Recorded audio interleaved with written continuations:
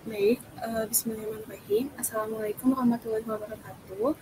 Selamat pagi semua.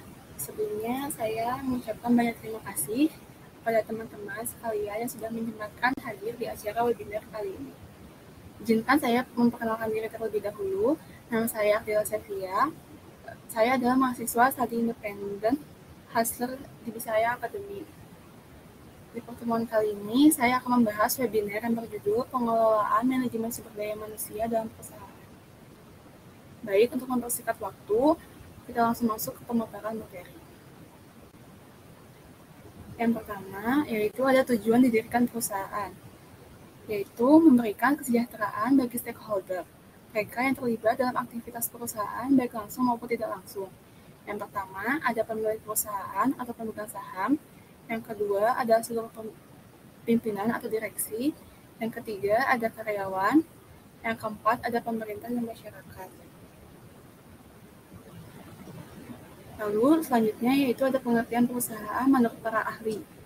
Yang pertama, menurut CST Kansil, perusahaan merupakan semua bentuk badan usaha yang menjalankan jenis usaha yang bersifat tetap dan terus-menerus, yang didirikan, bekerja, serta berkedudukan dalam wilayah negara Indonesia untuk tujuan mendapatkan keuntungan.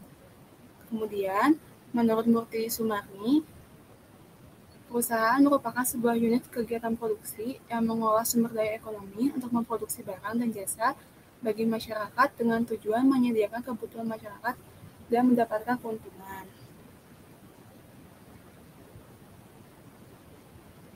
Lalu yaitu ada pengertian dari manajemen sumber daya manusia, yaitu proses pengelolaan manusia melalui perencanaan, rekrutmen, seleksi, pelatihan, pengembangan, pemberian kompensasi, karir, keselamatan dan kesehatan, serta menjaga hubungan industrial sampai pemutusan hubungan kerja guna mencapai tujuan perusahaan dan peningkatan kesejahteraan stakeholder. Jadi, intinya manajemen sumber daya manusia ini merupakan bagaimana mempengaruhi perilaku, sikap, dan kinerja karyawan melalui kebijakan dan sistem yang dimiliki oleh perusahaan.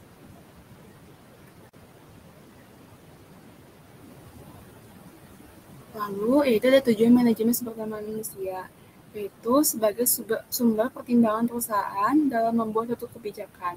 Sumber daya manusia untuk memastikan agar perusahaan memiliki semangat dan kinerja yang tinggi. Tujuan manajemen sumber daya manusia ini sangat luas sekali ya, seperti juga membantu mengarahkan perusahaan agar dapat bekerja secara efisien, lalu menciptakan media komunikasi antara pekerja dan manajemen dalam satu perusahaan, dan juga meningkatkan produktivitas pekerja dan kualitas hubungan antar pekerja. Kemudian, tujuan manajemen sumber daya manusia lainnya itu ada 7 poin. Yang pertama, yaitu mempengaruhi. Pimpinan harus mampu mempengaruhi seluruh karyawan untuk dapat melakukan kegiatan sesuai dengan keinginan perusahaan melalui pemberian tugas, wewenang, dan tanggung jawab yang diberikan. Lalu ada memotivasi, yaitu pimpinan harus mampu mendorong dan menyemangati karyawan agar terus bersemangat dalam bekerja. Motivasi ini dapat terjadi dalam diri karyawan apabila mereka merasa nyaman dengan pekerjaannya dan bisa juga motivasi yang terbentuk dari faktor luar seperti apa yang diberikan perusahaan kepada si pekerja seperti gaji, tunjangan, bonus, dan sebagainya. Lalu yang ketiga ada loyal, yaitu pimpinan harus mampu membuat karyawan setia kepada perusahaan.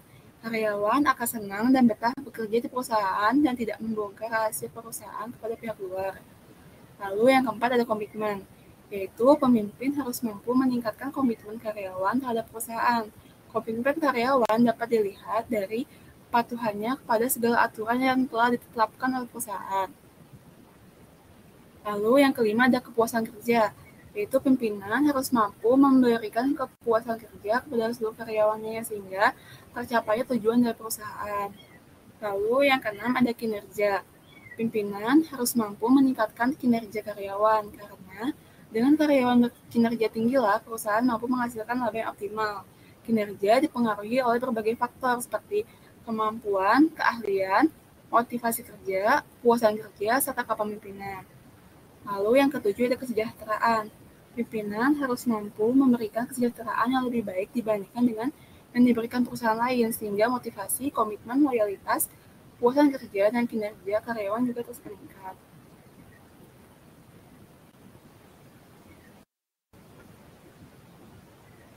Lalu yaitu ada fungsi-fungsi manajemen sumber daya manusia. Ada 6 fungsi, di mana yang pertama itu ada pengadaan, yaitu proses penarikan, seleksi, penempatan, orientasi untuk mendapatkan karyawan yang sesuai dengan kebutuhan perusahaan. Lalu yang kedua ada pengembangan, yaitu proses peningkatan keterampilan teknis, teoritis, konseptual, dan moral karyawan melalui pendidikan dan pelatihan. Lalu yang ketiga ada kompensasi, yaitu pemberian balas jasa seorang karyawan secara langsung dan tidak langsung. Lalu yang keempat ada pengintegrasian, yaitu proses atau kegiatan untuk mempersatukan kepentingan perusahaan dan kebutuhan karyawan sehingga dapat terciptanya sebuah kerjasama yang serasi dan saling menguntungkan antara kedua belah pihak. Lalu selanjutnya ada pemeliharaan, yaitu kegiatan untuk memelihara atau meningkatkan kondisi fisik, mental, dan loyalitas karyawan agar mereka tetap mau bekerja sama dengan perusahaan. Lalu ada pemberhentian, yaitu proses pemutusan hubungan kerja seorang karyawan dari perusahaan tempat dia bekerja.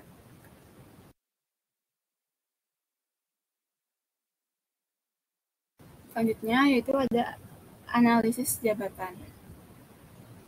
Menurut Bernardin dan Russell, yaitu suatu proses untuk menghimpun informasi mengenai suatu jabatan atau pekerjaan. Dengan kata lain, analisis jabatan merupakan suatu kegiatan yang dikumpulkan mengenai suatu informasi jabatan. Tujuan analisis jabatan ini untuk mengetahui informasi tentang kemampuan yang dibutuhkan, keterampilan, dan karakteristik lain pada jabatan tersebut, sehingga dengan adanya informasi tersebut akan memudahkan perusahaan atau organisasi dalam menentukan siapa yang layak untuk mengisi jabatan yang diperlukan. Jabatan adalah posisi yang menggambarkan suatu tugas, tanggung jawab, wewenang, dan hak seorang dalam suatu organisasi. Analisis jabatan dalam perusahaan atau organisasi merupakan kegiatan yang penting dalam keputusan penambahan sumber daya manusia karena analisis jabatan menjadi pertimbangan dasar bagi pemimpin perusahaan dalam merekrut pekerja, promosi jabatan, dan pendidikan pelatihan pekerjaan. Selanjutnya yaitu kegunaan analisis jabatan sebagai berikut. Yang pertama ada deskripsi jabatan.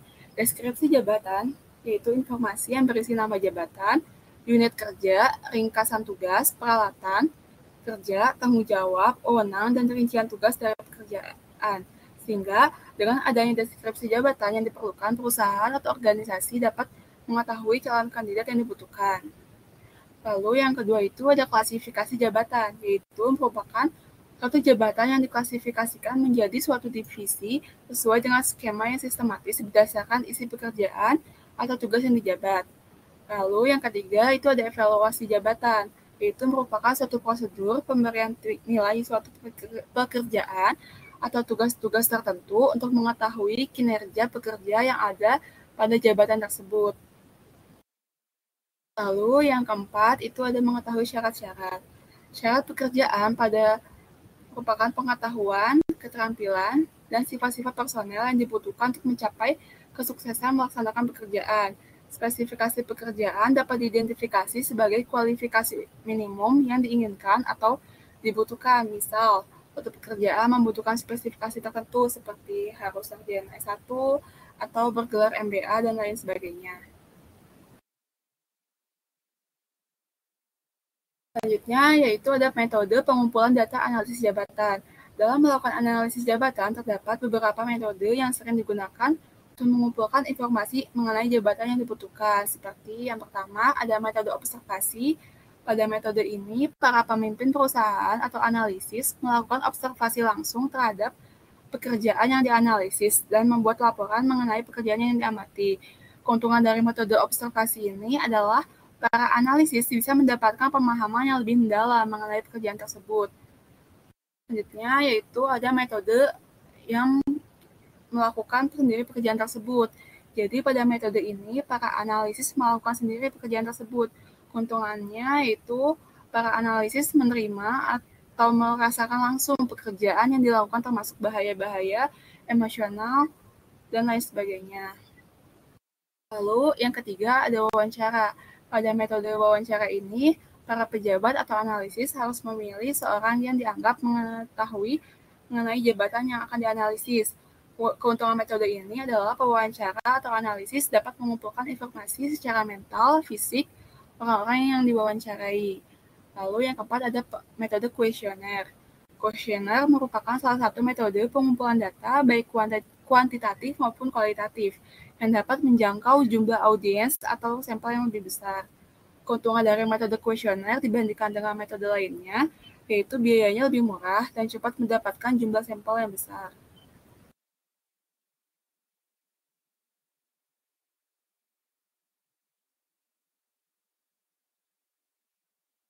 Selanjutnya yaitu ada rekrutmen pegawai. Rekrutmen yaitu proses mencari dan menyeleksi calon karyawan untuk mengisi posisi dan jabatan tertentu. Komponen penting dalam manajemen sumber daya manusia adalah salah satunya ialah rekrutmen pegawai. Apabila rekrutmen dilakukan secara tepat, maka dapat meningkatkan kinerja organisasi atau perusahaan. Sebaliknya, apabila rekrutmen dilakukan dengan tidak tepat, maka akan dapat mengganggu kinerja suatu perusahaan. Kesalahan rekrutmen pekerjaan dapat terjadi pada ketidaksesuaian baik dari pengetahuan, keterampilan, maupun kemampuan seseorang terhadap jabatan yang dijalaninya. Nilai-nilai yang harus diperhatikan dalam rekrutmen itu ada dua. Yang pertama, nilai keadilan sosial. Maksudnya itu sangat perlu diperhatikan dalam proses rekrutmen, karena dalam hal ini orang yang bertanggung jawab dalam rekrutmen pegawai harus memperhatikan semua kelompok-kelompok yang ada dalam masyarakat tanpa memandang ras, suku, dan agama agar dapat terwakili di dalam organisasi. Lalu yang kedua ada nilai efisiensi administrasi, yaitu perekrutan pegawai harus memperhatikan nilai efisiensi administrasi dalam proses rekrutmen pegawai. Hal itu bertujuan agar mendapatkan pegawai yang berkualitas.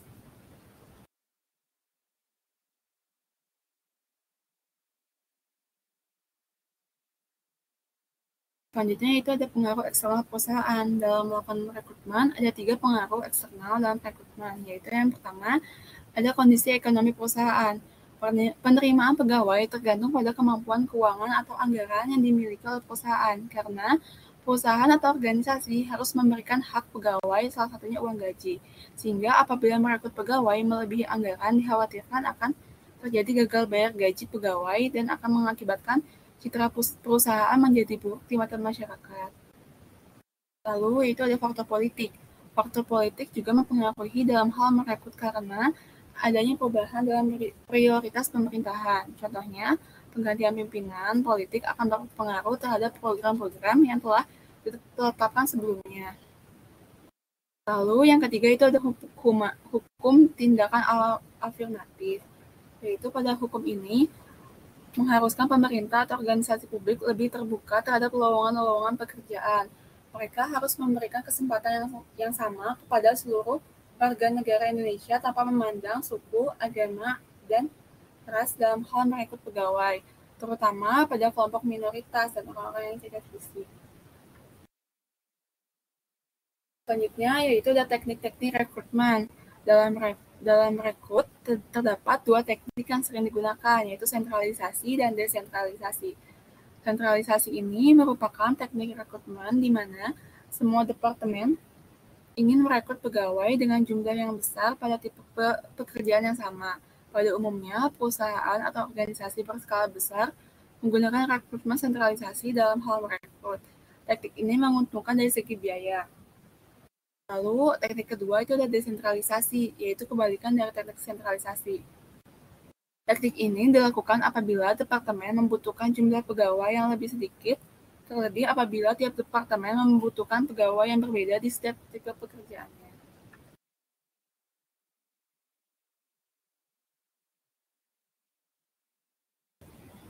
Selanjutnya, yaitu ada jenis-jenis rekrutmen. Dalam melakukan rekrutmen pegawai, organisasi perusahaan terdapat 2 jenis rekrutmen, yaitu internal dan eksternal. Rekrutmen internal itu berfokus mencari pegawai yang sudah ada dalam organisasi untuk mengisi jabatan yang dibutuhkan. Keuntungannya yaitu biaya lebih murah dibandingkan rekrutmen eksternal.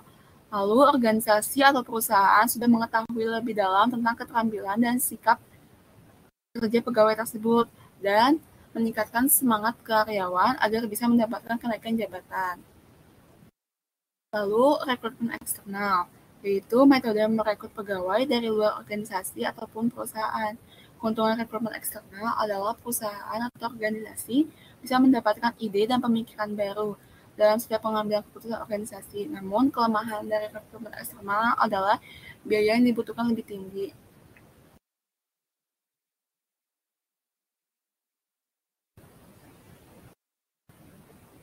Selanjutnya yaitu kita masuk ke proses seleksi pegawai. Ada 6 proses, yaitu yang pertama ada penerimaan surat lamaran. Penerimaan surat lamaran ini bertujuan untuk menilai apakah pelamar telah memenuhi syarat-syarat yang ditentukan oleh organisasi atau perusahaan. Pelamar yang tidak memenuhi persyaratan sudah dipastikan tidak lulus berkas dan tidak dapat mengikuti seleksi tahap berikutnya. Dan untuk pelamar yang lulus berkas akan mengikuti seleksi tahap selanjutnya. Tahap selanjutnya yaitu yang kedua ada tes dalam seleksi pegawai. Pelamar yang telah sampai pada tahap ini adalah mereka yang lolos atau telah memenuhi syarat-syarat yang diperlukan oleh organisasi atau perusahaan. Tujuan tes ini adalah untuk mengetahui informasi dari pelamar kerja mengenai kecocokannya dengan pekerjaan yang tersedia. Beberapa tes yang biasa digunakan dalam seleksi pegawai yaitu yang pertama ada tes kognitif, yaitu digunakan dalam rangka mengukur kemampuan intelektual calon karyawan, di mana yang dilihat dari tes ini seperti kemampuan mengingat, memahami, menganalisis, kemampuan verbal, dan kemampuan numerik. Lalu yang kedua itu ada tes psikomotorik. Pada tes ini diperuntukkan untuk mengukur sejauh mana kemampuan seseorang dalam melakukan komunikasi dengan lingkungan sosialnya. Untuk melihat sejauh mana calon karyawan mampu menyelesaikan suatu masalah dan melakukan negosiasi dengan pihak luar.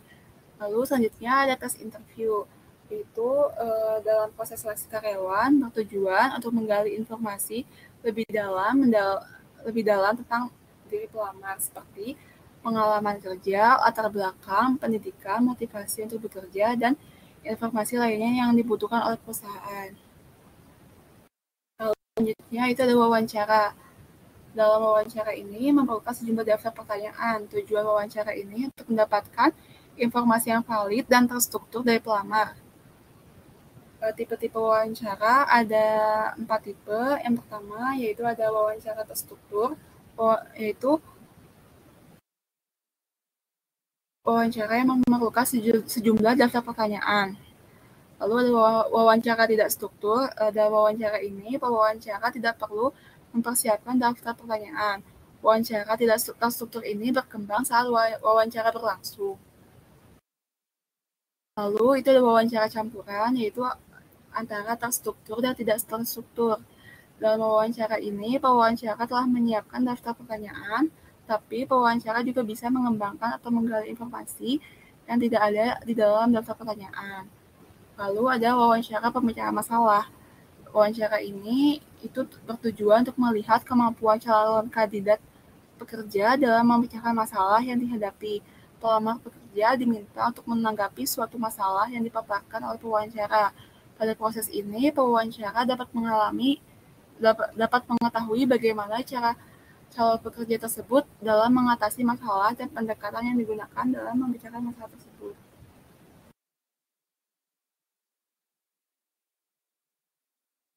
Yang keempat, yaitu ada pemeriksaan referensi. Itu merupakan salah satu rangkaian dalam proses seleksi pegawai lebih jauh melalui sosial media.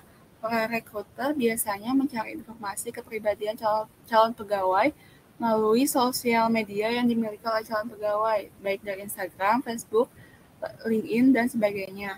Langkah ini ditempuh untuk mencari informasi calon pekerja yang sebenarnya di masyarakat, seperti bagaimana berhubungan dengan teman-temannya atau perilaku calon pekerja tempat kerja sebelumnya. Lalu yang kelima ada evaluasi medis.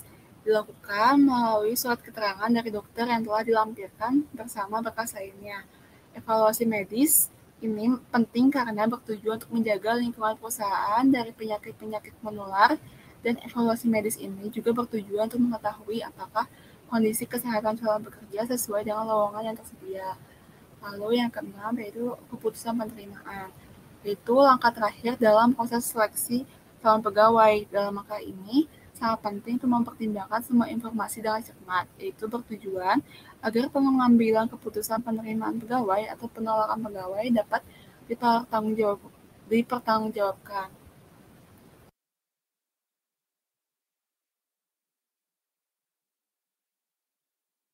Selanjutnya yaitu ada pendidikan dan pelatihan. Pendidikan dan pelatihan merupakan suatu kebijakan organisasi untuk meningkatkan kemampuan dan keterampilan sumber daya manusia organisasi guna menghadapi tantangan di masa depan. Pelatihan diperlukan untuk mengatasi masalah teknik serta pendidikan diperlukan untuk menambah wawasan pegawai agar bisa memecahkan masalah yang menghadapi organisasi dan atau perusahaan. Selanjutnya yaitu beberapa metode pendidikan dan pelatihan. Yang pertama itu ada metode yang bersifat memberikan informasi terbagi menjadi 3, yaitu ada metode ceramah. Metode ini sering digunakan dalam melatih pekerja dan mengajar mahasiswa. Metode ini digunakan untuk meningkatkan pengetahuan. Keuntungan dari metode ini adalah dapat dilakukan pada peserta pelatihan dalam jumlah besar dan biayanya lebih rendah dibandingkan teknik lain. Namun, kekurangan dari metode ini ialah transfer pengetahuan tergantung dari kemampuan pemateri serta peserta pelatihan menjadi pasif. Lalu yang kedua ada metode audiovisual. Metode ini memberikan informasi pengetahuan kepada peserta pendidikan dan pelatihan melalui tampilan video dan audio. Keuntungan metode ini dapat dilakukan pada peserta pelatihan dalam jumlah yang besar, namun kelemahannya pengajarnya pasif dan informasi materi harus selalu diperbarui. Lalu yang ketiga ada metode belajar mandiri. Itu merupakan metode di mana peserta pendidikan dan pelatihan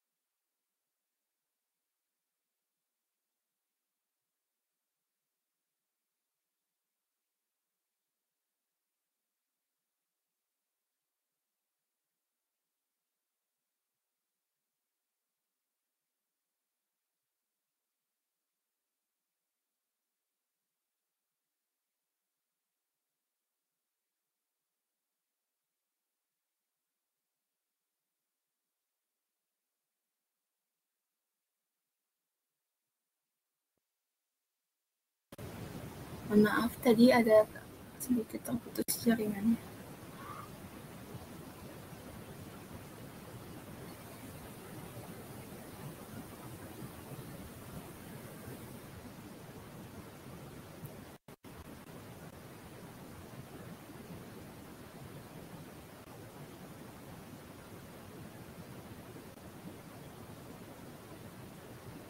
Ini apa layarnya sudah ada?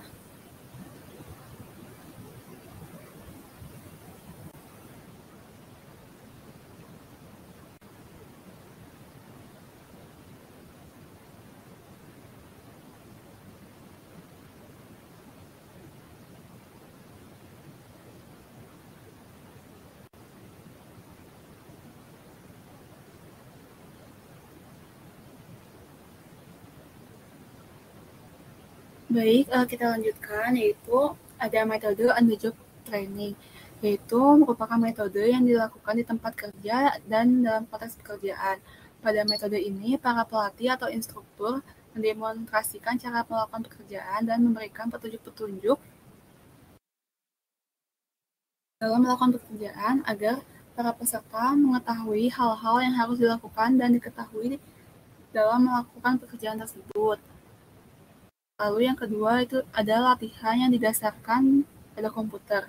Pada latihan ini, para peserta, pendidik dan pelatih melakukan beberapa hal yang dilakukan untuk meningkatkan keterampilan seperti simulasi peralatan, permainan dan simulasi lainnya, analisis kasus, memainkan peran atau role play, peragaan perilaku, dan latihan kepekaan.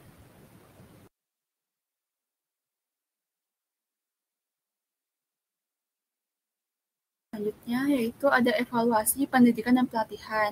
Tujuan evaluasi pendidikan dan pelatihan adalah untuk mengetahui keberhasilan atau kegagalan program pendidikan dan pelatihan. Evaluasi meliputi pengumpulan informasi pada pekerjaan. Ada empat kriteria yang digunakan untuk mengevaluasi program pendidikan dan pelatihan, yaitu pengetahuan pegawai, perilaku pegawai, hasil-hasil kinerja organisasi atau perusahaan. Lalu selanjutnya yaitu penilaian kinerja pegawai. Itu merupakan bagian yang sangat penting dalam manajemen sumber daya manusia karena penilaian kinerja digunakan sebagai dasar dalam pengambilan keputusan baik untuk bonus, gaji, dokumentasi, untuk analisis kebutuhan pendidikan dan pelatihan, untuk pengembangan pegawai, dan evaluasi kinerja organisasi atau perusahaan. Dan juga untuk keputusan pegawai seperti pemecatan, pemberhentian, promosi jabatan. Penilaian kinerja harus dilakukan secara objektif. Hal ini bertujuan agar dapat meningkatkan keunggulan kompetitif melalui pelayanan dan produktivitas yang baik serta responsi terhadap kebutuhan pelanggan.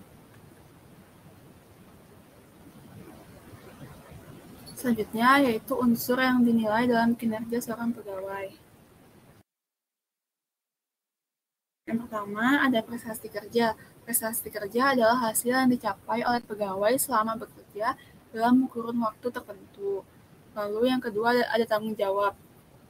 Merupakan kesanggupan seorang pegawai dalam menyelesaikan pekerjaannya tepat waktu serta tanggung jawab atas keputusan dan tindakan yang diambil. Lalu yang ketiga ada ketaatan, yaitu kesanggupan pegawai dalam mentaati dan tidak melanggar peraturan yang berlaku di organisasi atau perusahaan. Lalu selanjutnya ada kejujuran, yaitu penilaian terhadap pegawai dalam melaksanakan tugasnya serta tidak menyalahgunakan jabatan atau wewenang yang diberikan kepadanya. Lalu ada kerjasama, pegawai untuk bekerja sama dengan orang lain dalam rangka menyelesaikan tugas yang diberikan. Lalu kepemimpinan, yaitu kemampuan seorang pegawai dalam mengayomi tim yang dipimpin serta kemampuan dalam meyakinkan orang lain untuk melaksanakan tugas pokok.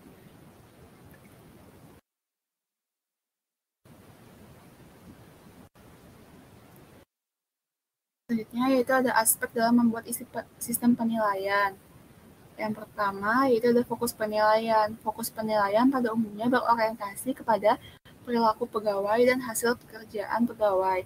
Hal ini dilakukan karena fokus tersebut efektif dalam rangka mencapai tujuan organisasi atau perusahaan. Lalu ada tipe kriteria penilaian pegawai, dapat 6 kriteria. Yang pertama kualitas, yaitu jumlah yang dihasilkan oleh pegawai tersebut, baik jumlah pegawai yang didapat, jumlah penghasilan yang didapat, jumlah kegiatan yang diperbaiki, dan sebagainya. Lalu ada kualitas, yaitu penilaian ini berfokus pada hasil pekerjaan mendekati kesempurnaan atau hasil pekerjaan sesuai dengan yang diharapkan. Lalu ada ketepatan waktu, yaitu kemampuan pegawai dalam menyelesaikan tugas yang didapat sesuai dengan waktu yang telah ditentukan.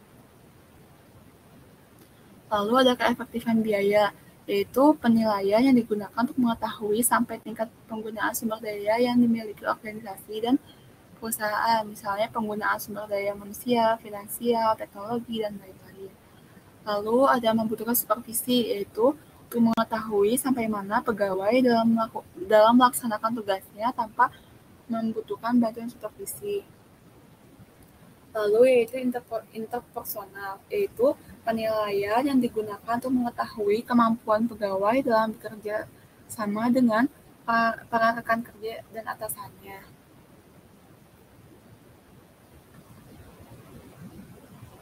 Selanjutnya yaitu menentukan penilaian. Pada umumnya ada 2 cara dalam menentukan penilaian pegawai di organisasi atau perusahaan, yaitu penilaian yang ditentukan oleh pimpinan atau manajer. Perusahaan atau organisasi menunjuk para pimpinan, manajer, atau orang yang diberikan wewenang untuk menilai kinerja pegawai. Lalu penilaian berdasarkan pelanggan. Biasanya metode ini digunakan perusahaan atau organisasi untuk mengetahui informasi kinerja pegawainya yang berhubungan langsung dengan pelanggan.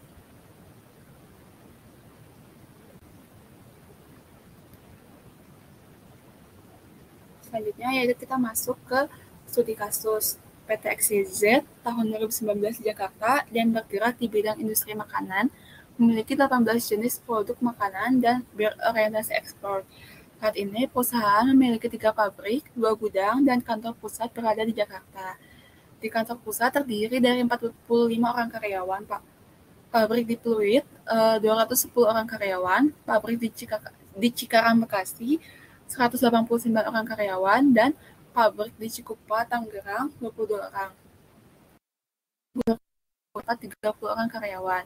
Perusahaan menetapkan usia pensiun bagi yang tidak memiliki jabatan adalah usia 56 tahun dan pensiun bagi yang memiliki jabatan yaitu 60 tahun. Keputusan pensiun tergantung dari tanggal lahir, tapi oleh manajemen serempak menjadi akhir bulan Desember. Tahun depan diperkirakan jumlah karyawan yang akan memasuki usia pensiun yaitu 22%. Data karyawan yang mengalami kecelakaan rata-rata 0,05%, karyawan yang keluar sendiri sebanyak 1,3%. Kemudian karyawan yang dikeluarkan dengan berbagai sebab rata-rata 0,025% per tahun.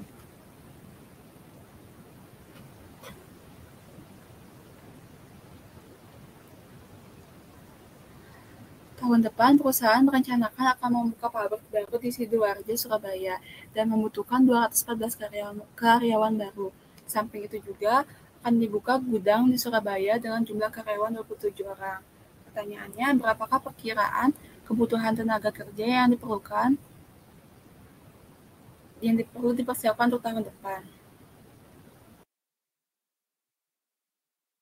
Itu untuk jumlah karyawannya sendiri, di kantor pusat ada 45 orang, di pabrik Pluit ada 210 orang, di pabrik Cikarang Bekasi ada 189 orang, di pabrik Cikupa Tangerang ada 304 orang, di gudang Pluit ada 22 orang,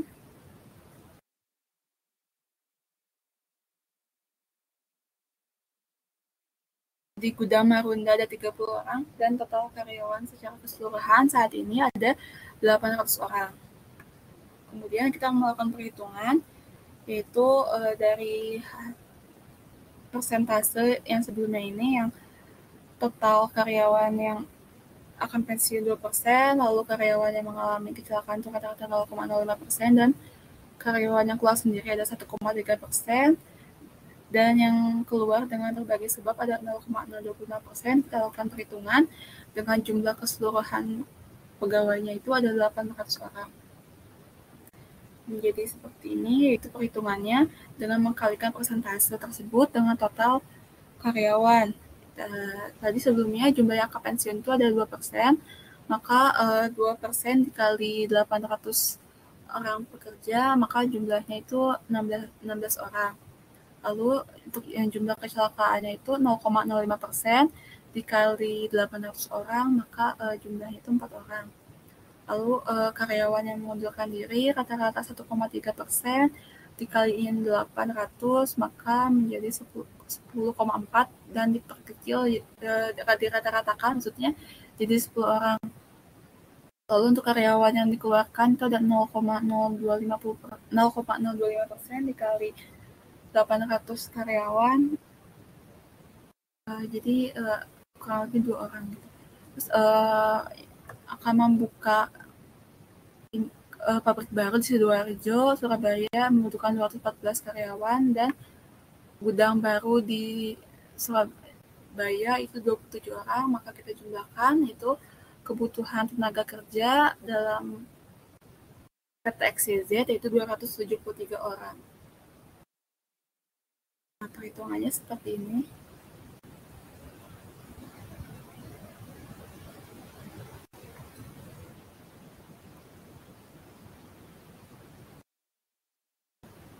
Baik, kita sudah di akhir pemaparan materi saat ini. Kita akan masuk ke sesi diskusi bagi teman-teman sekalian. Jika ada yang ingin ditanyakan,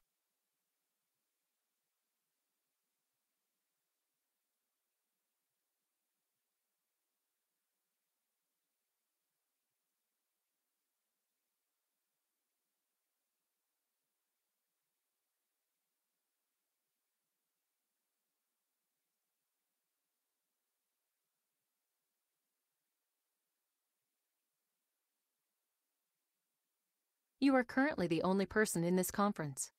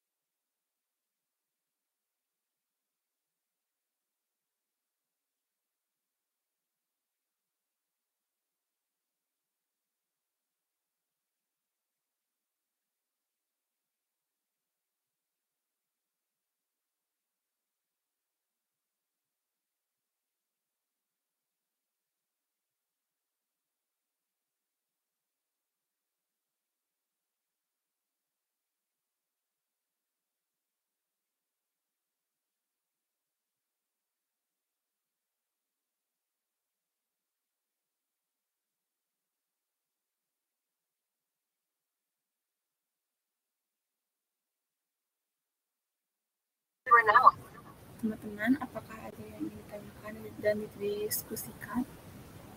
Silakan.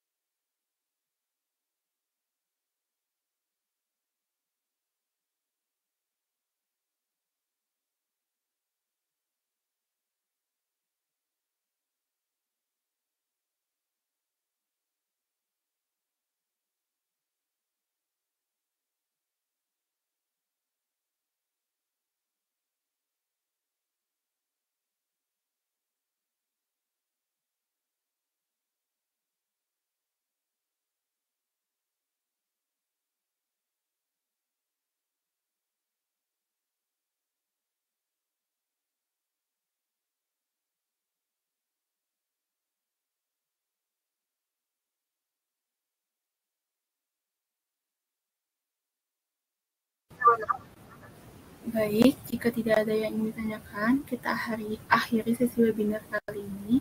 Saya ucapkan terima kasih banyak kepada teman-teman semua yang sudah hadir hingga akhir acara. Mohon maaf jika banyak kekurangan. Wabillahi taufiq wal hidayah. Wassalamualaikum warahmatullahi wabarakatuh. Selamat pagi semua.